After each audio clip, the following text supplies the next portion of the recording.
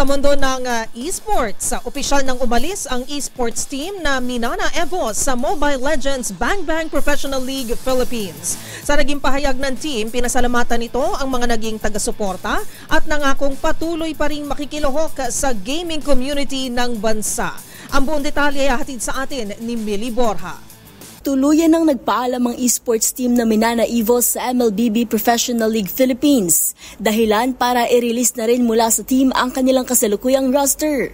Sa isang opisyal na pahayag, sinabi ng Minana na ito ay desisyon sa pagitan nila at ng partner nitong Indonesian organization na Evos Esports. Na bagamat proud sa magandang kampanya ng team sa nagdaang season ng MPL, kailangan na umano nilang mag-focus sa magkahiwalay na bagay. Matatandaang unang sumabak sa liga ang Minana noong season 12 at mula sa dating Next Play Evos, ipinagpatuloy ng Minana ang partnership sa Evos. Bagamat tapos na ang nasabing partnership at umalis na rin sa Pro League, nangako ang Minana na mananatiling aktibo sa gaming community sa Pilipinas.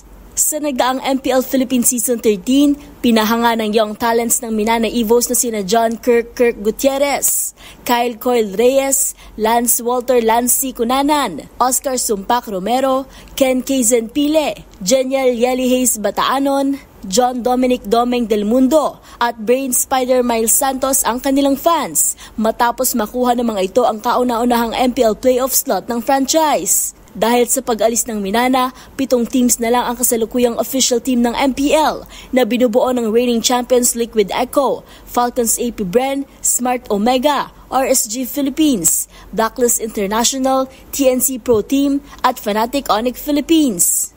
Para sa MBC TV Network News, ito si Millie Borja, sama-sama tayo, Pilipino.